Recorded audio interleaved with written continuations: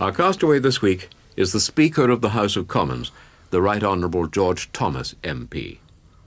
Mr. Speaker, you're a Welshman, so I assume that music plays a big part in your life, does it? From my early youth, I've grown up with choral music. Great emphasis on choral music in Wales, although we are now very proud of our orchestra, our national orchestra. But the main emphasis in every village and valley is the choir. Do you sing? Well, I used to sing in the chapel choir in Tonopandi Methodist Chapel, but I enjoy music. Do you play an instrument? No, I play the piano one finger with the tunes that I know. Do you play records a lot, ordinarily? No, but I listen a lot. I like hearing them, but I have to confess I haven't got a recorder. So I must get one. Well, it's a very good reason for not playing records. What's the first one you've chosen? Well, recently, very recently, I paid an official visit to the Netherlands Parliament, and I went to a delightful town, Maastricht, in Limburg, in Holland, and the choir sang for me the Hallelujah Chorus. I would like to hear that, because it inspired me. And you'd like to hear it sung by that choir? By that choir. The choir of Maastricht in the Netherlands singing the Hallelujah Chorus. Whereabouts in Wales were you born? I was born in Port Talbot, but all my family were born in the Rhondda. I belong to the Rhondda. My mother and father were born there. I grew up there, but naturally I respect and I love Port Talbot because that's where I was born, but I'm a Rhondda man. You come from a mining family? Yes, my father was a miner. My brother was a miner. My poor brother, Emrys, he had 9 years suffering with his chest because the dust had got onto his lungs, and he had a very terrible death through it. All my friends, whom we call butties in South Wales, my friends were working down the pit, and I was the lucky one. Was Welsh your first language? No, it wasn't. My mother's family had moved in during the Industrial Revolution from Grandpa from Hampshire, my grandmother from Somerset. They settled in Tonopandi in the 1870s. Tonopandi is a mining town in industrial South Wales. And my father, his first language was Welsh. My grandmother, whom we call Mam Gi in Welsh, she couldn't speak English at all. She had one word, damn. That was the only English word she knew. Yes. But I had to talk Welsh to her. So I've got a lot of Welsh in me, and I was 10 years old when she died. She still didn't speak any English. She came from Carmarthenshire. Was it an early resolve of yours that you weren't going down the pit? It was an early resolve of my mother's and my brother, my eldest brother who was down. He helped to make sure that I was able to go to the secondary school. And later, they all contributed. I had a stepfather who contributed to help me, along with the British Legion, who gave me a grant of £50 to go to college in Southampton. But it was the hope of every parent in Wales in those days that their children would not have to go down the pit. What was your ambition? What did you want to do? I wanted to be a Methodist minister. I felt that God was calling me for it. But when I told my mother, she said, well, it may well be, George, and if it is, doors will open. We may have to push, but they'll open. Well, they never did. And I trained as a teacher, which I also felt called to. Yeah.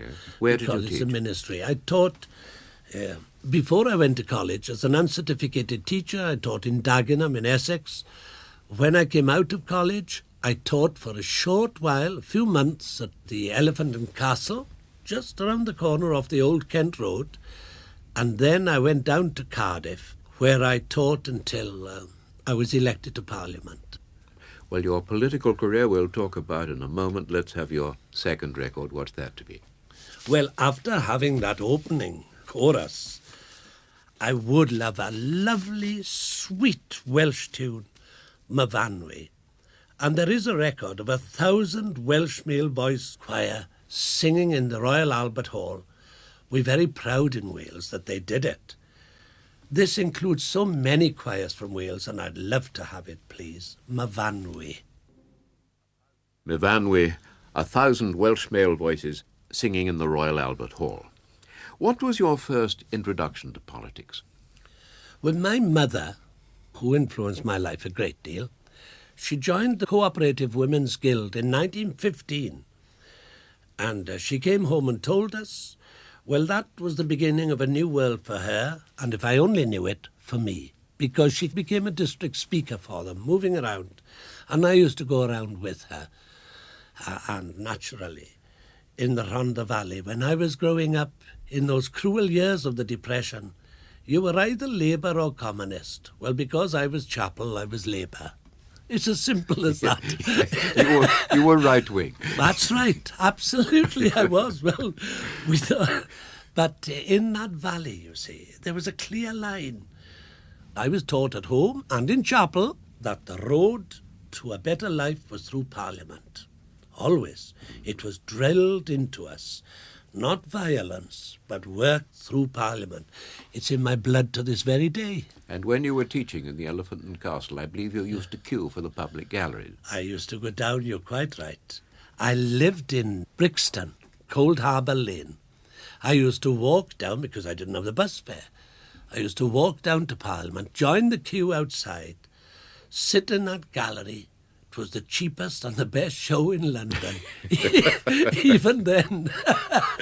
In due course, which constituency did you contest? Cardiff Central in 1945, Yes. and then there was the reorganisation of the boundaries. But 3/5 of Cardiff Central were merged into a seat called Cardiff West, which is my present seat. So I've represented 3/5 of them since 1945. Did you get in the first time? Yes, to my great surprise, I did. I was not expecting to. It was a seat that I won, and I really was overwhelmed. Yes. The thought that I walked in through Palace Yard, I can't tell you the thrill. I still get excited, mind going in there. I've never lost that, because I think Mr. Gladstone, Disraeli, all of them were so thrilled to be members of Parliament. And that house, the whole world respects it. And when did you first take senior office? 1964. Long time waiting, wasn't I? Yes. 19 years before I had office. My first job was a junior minister in the Home Office. Oh, I loved it. I was so excited. Then I moved to Minister of State in the Welsh Office. From there to become Minister of State in the Commonwealth Office. That was my favourite job of all. And then Secretary of State for Wales in the Cabinet. During those years, did you continue your work as a lay preacher? Oh, always. When I was elected to Parliament, I had to ask myself, will I stop being a local preacher?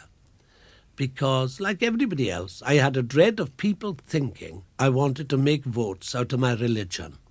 Now, that holds back a lot of people, especially the English members' mind.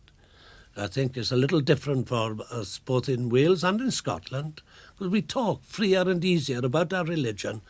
I respect that deep English reserve. But I decided I was called to be a preacher before I was called to be an MP, and I'm glad I continued. Right. Your third record, please.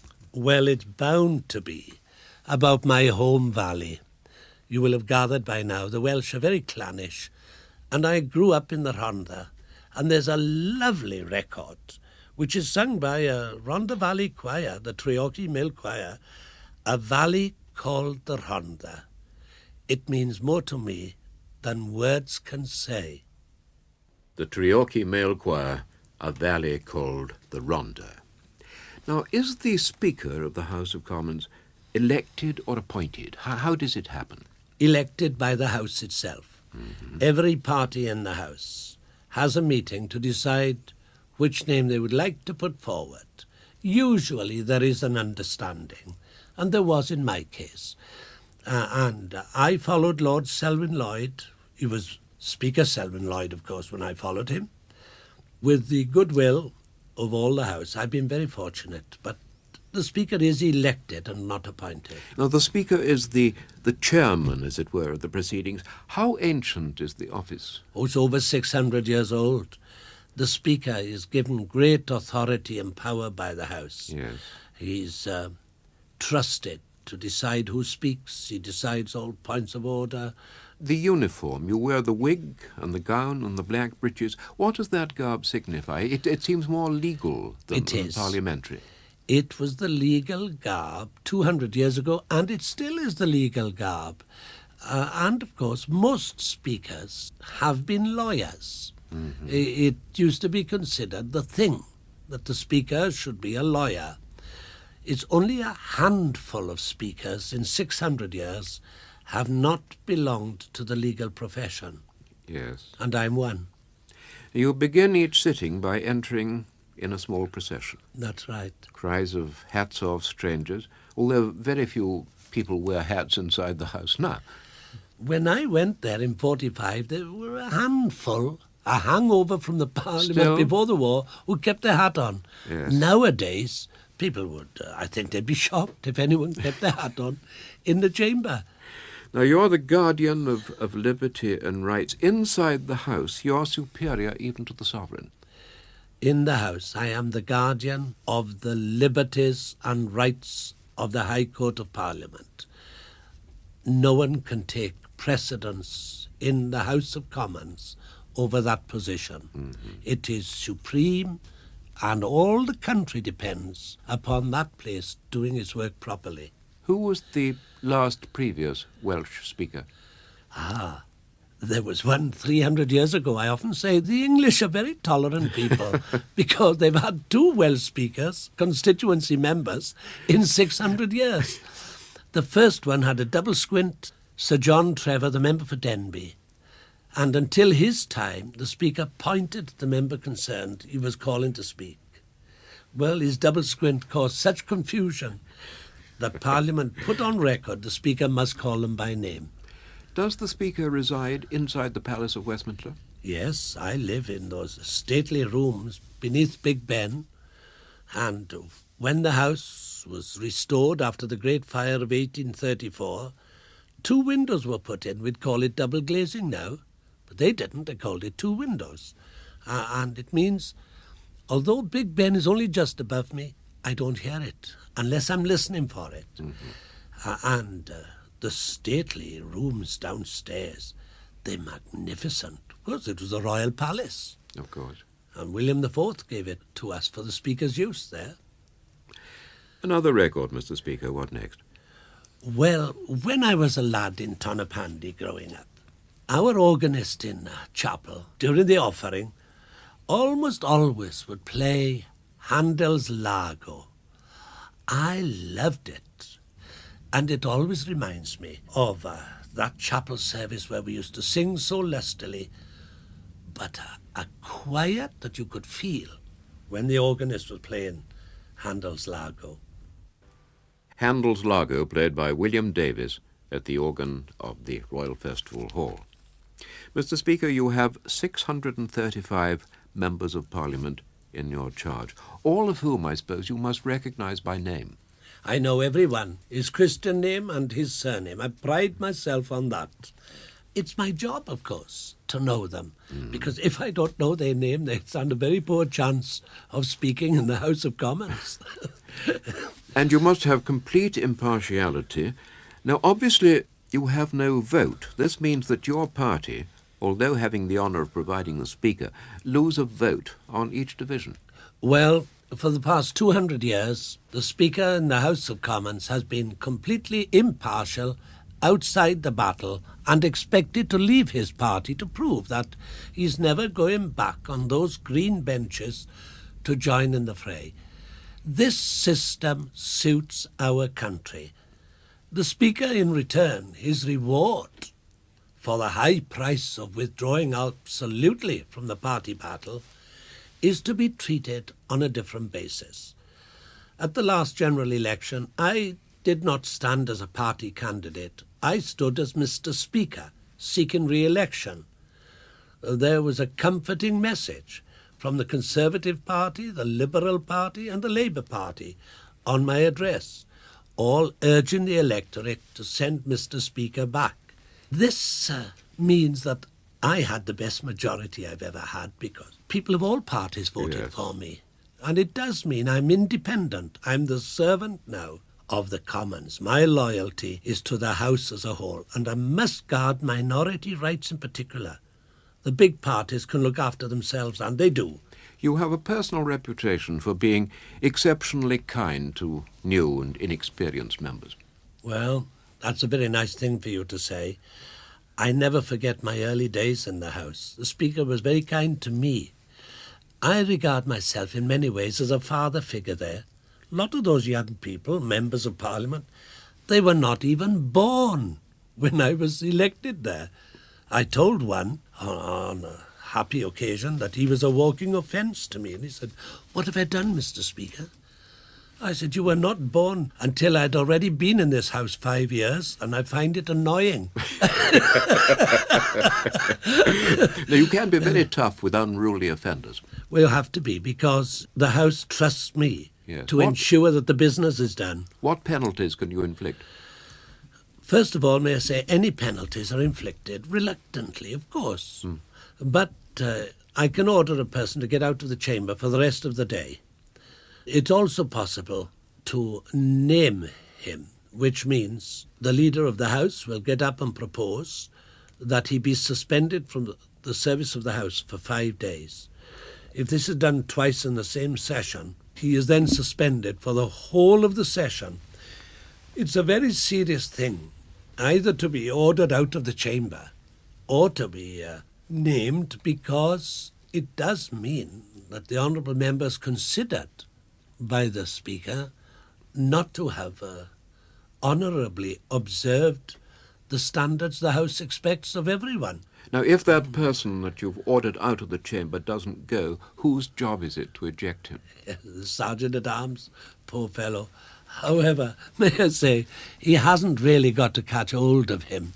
He merely has to touch him on the shoulder and say, "Now, Mr. Speaker has ordered you to leave." If they didn't go then, I would suspend the sitting and give a chance for the person to be cleared out. Of course, tempers can rise so strongly that a person who is normally exceptionally well behaved can be carried away and refuse to do what his friends are advising him all the time to do. Fortunately, this doesn't happen very often. There was an occasion when a member seized your mace. Yes, that's right. I'd only been Speaker for 6 weeks then, and on that occasion there was great tension in the air, great excitement, because the government had just been saved by one vote, and the members were over 600 were pouring out of the chamber through a rather narrow exit, like going out to Cardiff Arms Park. Some came back as though they said, "Oh, well, let's wait till the crowd are gone, boys," and they started to sing the red flag. So I shouted order, but of course, when those boys were singing, they had to reach the end of the verse before they could listen to me. So it was in the interval that the mace was lifted, and I suspended the session and cleared out, and came back 20 minutes later when things were very different. Yes, you won't support unparliamentary music. You also won't support unparliamentary language. No, well, after all, I'm there to maintain standards, and it's easy to lower standards. That's why some people, when they just use the simple word, like my grandmother knew, the only English word she knew. But if I let that go, the next begin with a B. Right. And then we're on the downward slope, and I believe that in the House of Commons, only the highest standards are good enough. Another record. Well, don't always get them, but I try. Well, now, I'm going to ask you for a hymn, because my old mother, to whom you referred earlier, just 2 days before she went home to heaven, she sang 3 verses of "What a Friend We Have in Jesus." I am a strong believer in Jesus, and I love that hymn because I can always hear my mother sing it. I would like to have it if it's possible. What a Friend We Have in Jesus, sung by Leontine Price with the choir of St. Thomas's Episcopal Church in New York. Now, you have one of the best-known voices in the kingdom through the broadcasting of Parliament. Do you think the broadcasting of parliamentary proceedings is a good idea? Yes, I do. I did not at the beginning mind. I've been converted because I knew the British public would be so horrified with the noise. And now they're getting used to it the same as we are. Do you think the proceedings should be televised? I'm not supposed to comment on it. I merely say this. I believe it cannot be held back for long because the public will demand to see what's happening. And every day the House sits, there's a queue of people to see the proceedings as well as to hear. Well, going off at a tangent, you've made yourself an expert on Welsh ceremonial. In fact, on occasion, you've even been able to tell the Duke of Norfolk about the Welsh way to do things. Oh, that's the former Duke, Bernard, Duke of Norfolk. Wonderful man he was. There were 3 rehearsals for the investiture of Prince Charles, which, of course, was a tremendous state occasion. 3 rehearsals at Buckingham Palace. The first 2, the Queen and all the royal family came. The middle one, there was a very distinguished lady taking the place of the Queen, who had some state business elsewhere. I asked a member of the House of Lords, who is that taking the place of the Queen? Isn't she a very gracious lady? He said, that's the daughter of the Duke of Norfolk. Yes, it does. Well, after the rehearsal, this lady came straight over to me and said, I'm so pleased to meet you, Secretary of State. I was then Secretary of State for Wales. And I said, I'm glad to meet you, my dear. I work well with your father. And she said, I know you do, but he's not my father. He's my husband. Oh,